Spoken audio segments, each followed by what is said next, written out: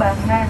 Jadi di sini kita akan menghadapi hari penimbangan amal perbuatan kita yang nantinya akan menentukan kehidupan kita yang abadi, Yaumul Mizan. Betul. Nah, yang selanjutnya penutup perjalanan Paraning Dumadi adalah Gedong Proboyekso, bangunan di Keraton Jogja yang tidak boleh dikunjungi masyarakat umum, di mana di sini adalah gudang senjata dari gudang pusaka dari Keraton Jogja.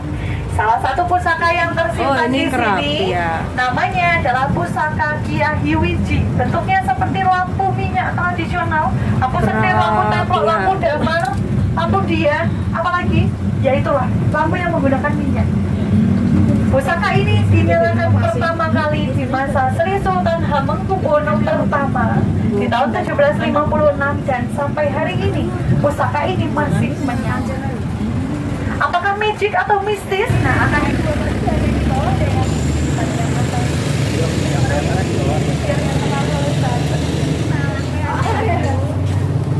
paling selatan dari adanya Sumbu Nyoto.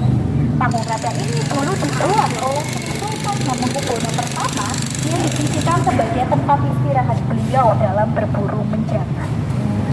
Jadi ini adalah tempat istirahatnya, bukan kandang menjangannya, gitu ya. Sekitarnya dulu bukan hutan.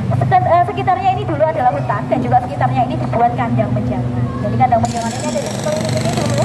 Nah, kemudian karena kalau kita mengacu pada nama Krapia sendiri, Krapia ini adalah penamaan yang digunakan untuk menamai hutan perburuan.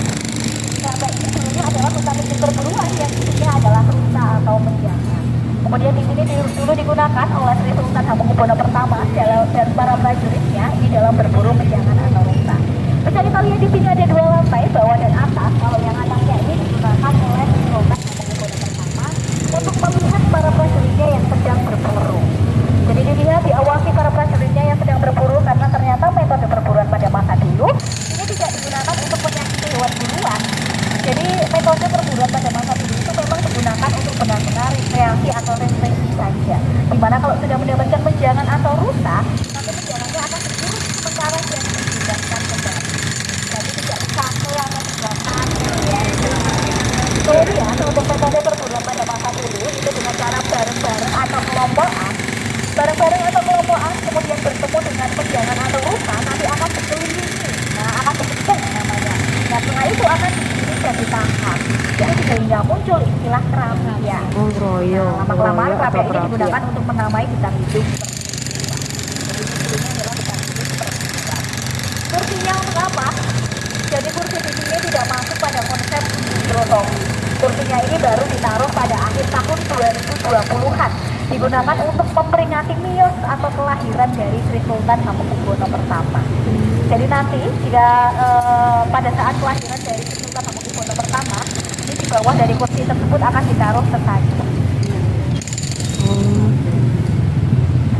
Oke, bangunan asli ini sekarang dipagar, dulunya nggak dipagar karena dulu sempat disalahgunakan juga. Jadi ini digunakan untuk tempat tidur, gelandangan, nggak pernah.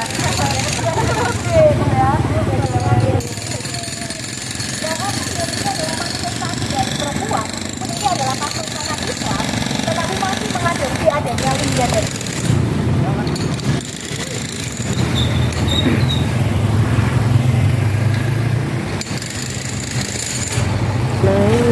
lagi.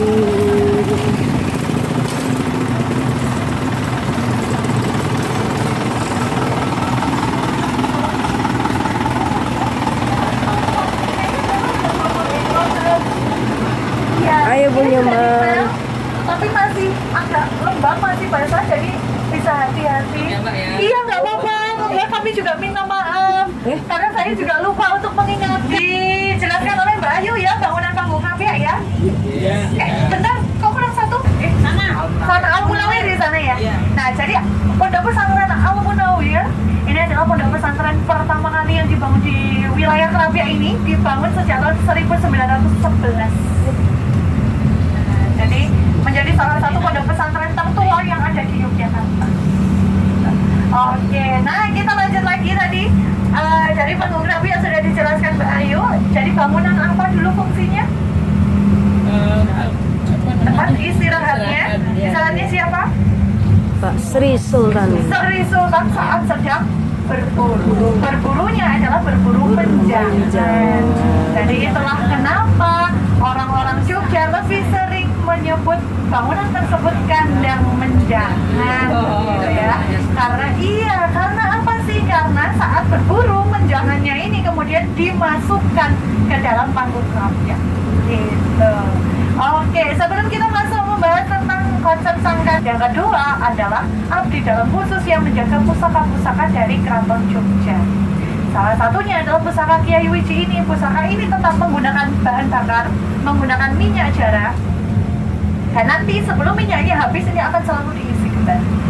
Jadi ini pusaka bukan yang tiba-tiba menyala dengan sendirinya, itu tidak, tapi memang dijaga. Karena selain sebagai simbol kehidupan abadi dalam konsep Paraning Dumadi, api dari pusaka Kiai Wiji ini juga menjadi simbol keabadian Keraton Jogja.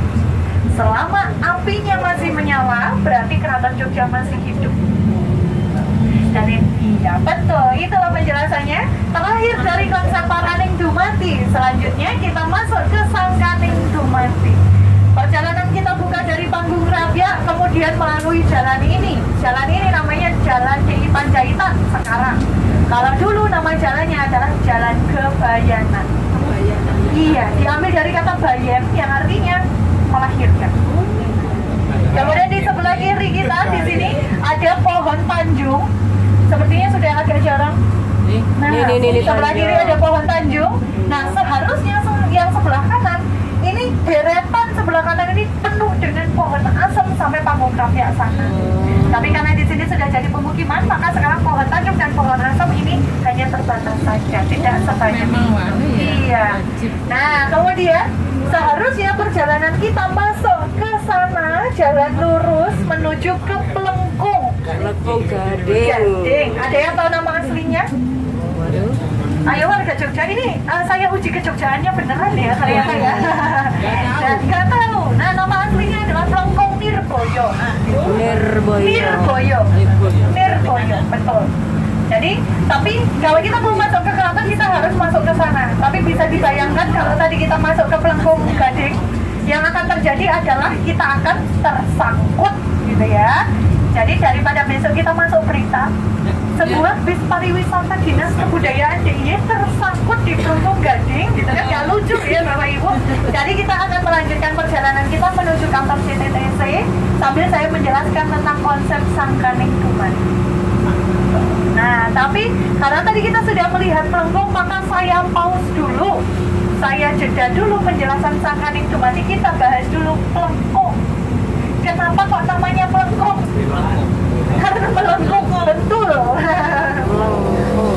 Oke, jadi kita di Jogja dan di sekitar wilayah Keraton Jogja ini dilingkupi atau dilindungi sebuah benteng, namanya Benteng Baluwarti. Baluwarti diambil dari kata baluart dalam bahasa Portugis, artinya benteng keliling. Tapi karena lidah Jawa itu kan susah ya ngikuti lidah Eropa. Dari baluart jadinya Baluart. Betul. Tadi ya, pojok benteng kulon. Jadi kalau kita lihat di atas bangunannya itu ada kotak-kotak kosong. Nah, itu tempat untuk meletakkan meriam. Jadi kurang lebih dalam satu sisi itu ada 3. Ada 4 sisi, berarti ada 12 meriam di setiap joteng atau pojok benteng.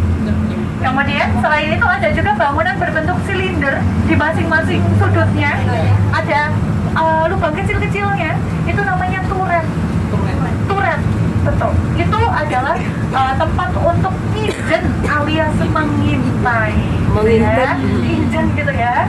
Soalnya kalau tiba-tiba kepalanya nongol tanpa diintip, dia nanti didor sama Belanda. Gitu. Jadi aman.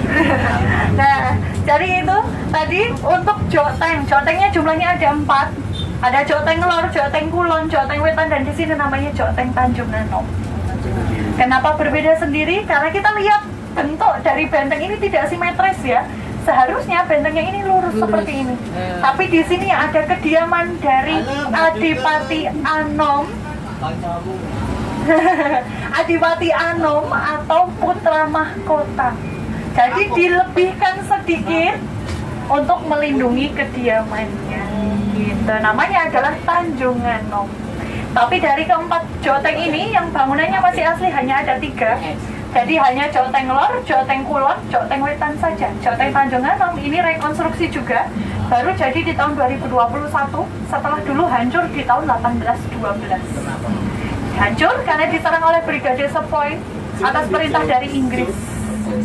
Nah, sepoi-sepoi angin. Nah, jadi kalau di sini disebut dengan Geger Sepei atau Geger Sepei. Yang kemudian akhirnya terciptalah Kadipaten Pakualaman di tahun 1812. Jadi dulu antara Pangeran Notokusumo atau Pakualam pertama ini diadu domba dengan Sultan Hamengkubuwono II oleh Inggris. Nah, kita lihat di sebelah kanan.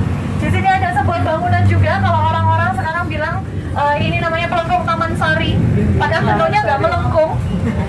Nah, kenapa kok tidak melengkung tapi dinamakan pelengkung? Karena dulunya ini pelengkung, Bapak. Jadi, kita bicara soal pelengkung. Kalau tadi sudah joteng, kita bicara soal pelengkung. Jadi kita bisa lihat di sini. Di Benteng Baluwarti seharusnya ada 5 pelengkung. Pelengkung ini adalah akses keluar masuk menuju ke keraton atau keluar dari keraton. Di masing-masing sisi ini ada pelengkungnya sendiri-sendiri. Di sisi selatan ada pelengkung Nirboyo atau pelengkung Gading. Di sisi barat sebenarnya ada pelengkung Jogoboyo atau pelengkung Taman Sari. Di sisi utara ada 2, ada pelengkung Kauman atau Jogosuro dan ada pelengkung Tarunosuro atau Wijilan. Dan satu lagi di sisi timur ini seharusnya ada pelengkung Madiosuro. Jadi kan di jalan Brigjen Katamso ya kalau nggak salah nama jalannya, itu kan ada jalan masuk ke keraton. Tapi sekarang nggak ada pelengkungnya sama sekali. Dari kelima pelengkung ini hanya 2 pelengkung yang masih asli. Sisanya dibongkar oleh Belanda. Kenapa? Karena Belanda kesulitan untuk akses kendaraan mereka. Jadi kalau kita bayangkan tadi bis kita aja bisa nyangkut, apalagi tank-tank militernya Belanda.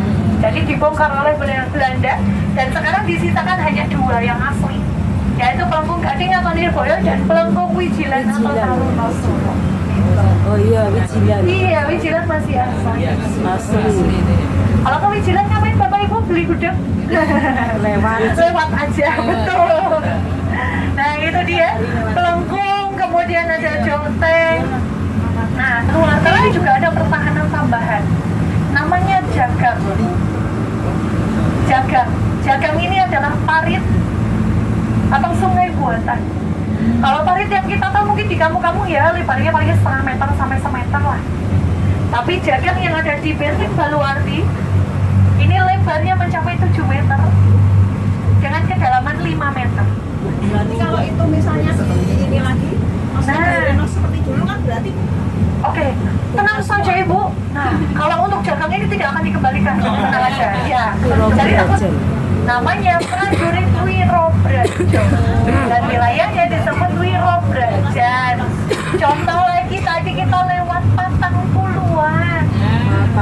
Patang Puluhan adalah tempat tinggal dari prajurit Patang Puluh atau yang jumlahnya 40. Jadi kalau filosofi, jadi kita tuh prajuritnya jumlahnya hanya 40. Ibaratnya kalau sekarang itu bahasa sekarangnya Kopassus gitu ya, komando pasukan khusus, jadi ya jumlahnya terbatas.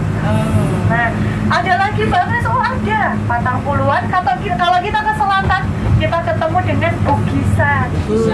Nah, Bugisan adalah tempat tinggalnya prajurit Bugis atau prajurit yang berasal dari Sulawesi Selatan. Nah, kemudian ada lagi banyak sekali. Gedong Kuning. Kalau Gedong Kuning itu bukan prajurit. Gedongan itu apa? Ada Gedong Tengen, Gedong Nah, Kuning. kalau Gedong Kuning sama Gedong Tengen itu pesanggrahannya Keraton Jogja. Gitu.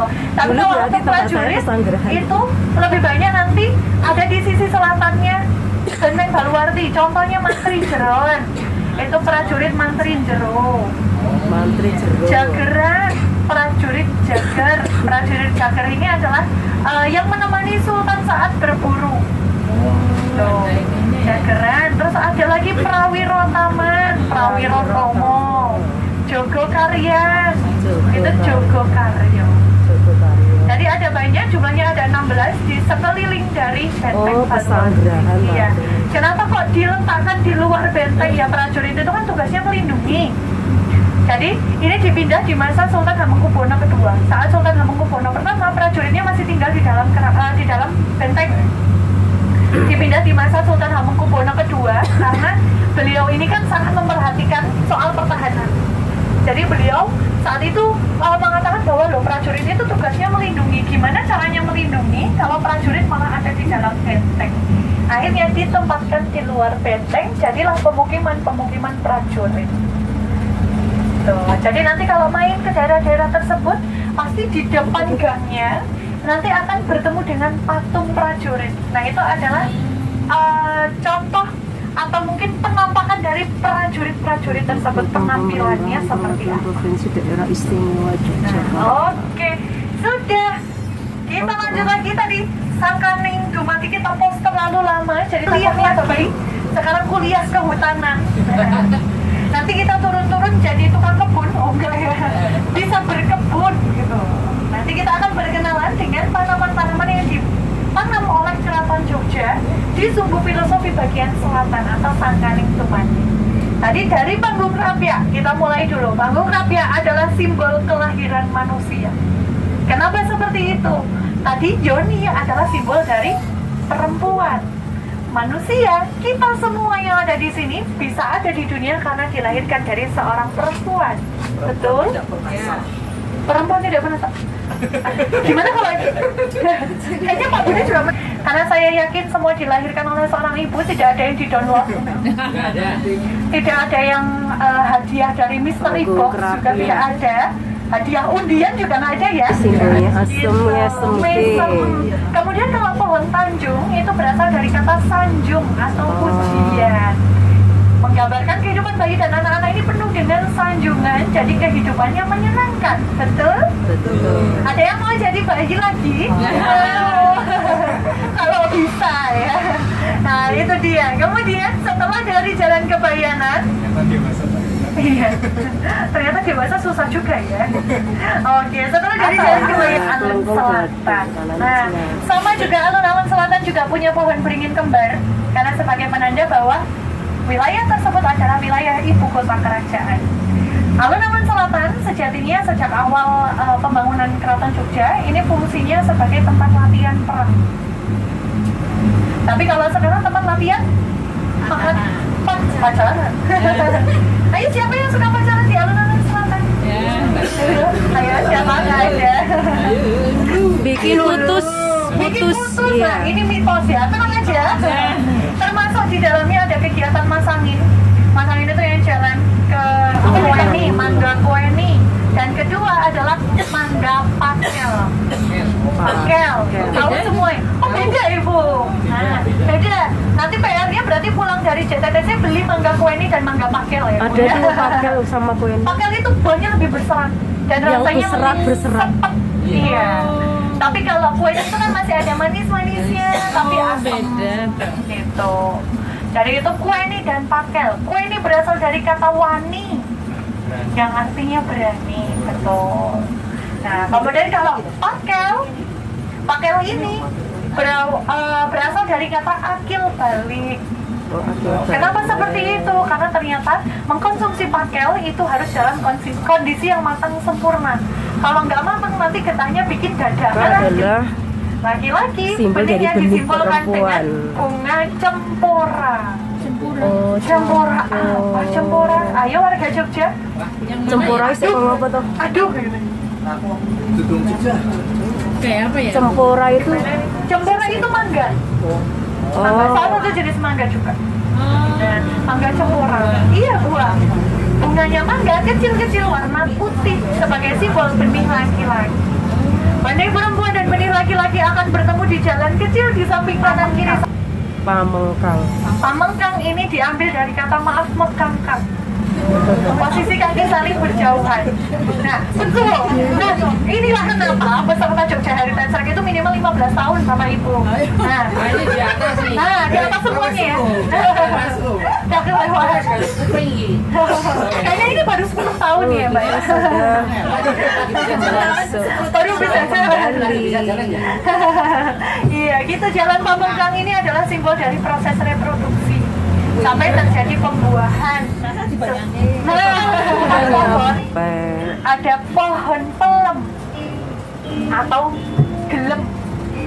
Nah, pelem itu diambil dari kata gelem atau mau. Kedua, ada pohon kepel. Kepel diambil dari kata kempel atau berkumpul.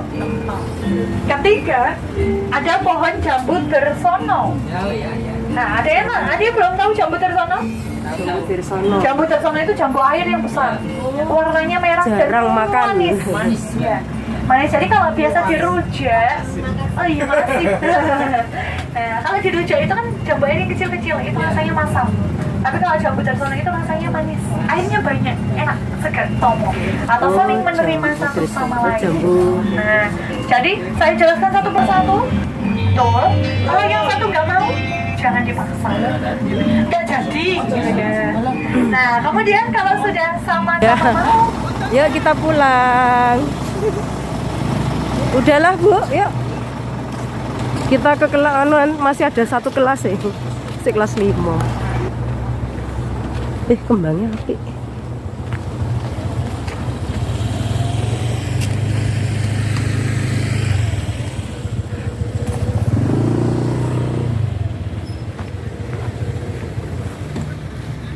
Kembangnya api-api. Duh.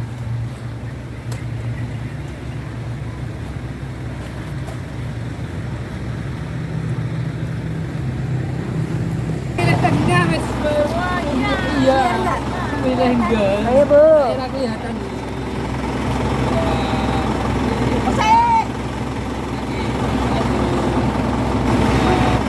Kurang masuk di rakyat Di video. Mau selfie. Bagaimana mau video?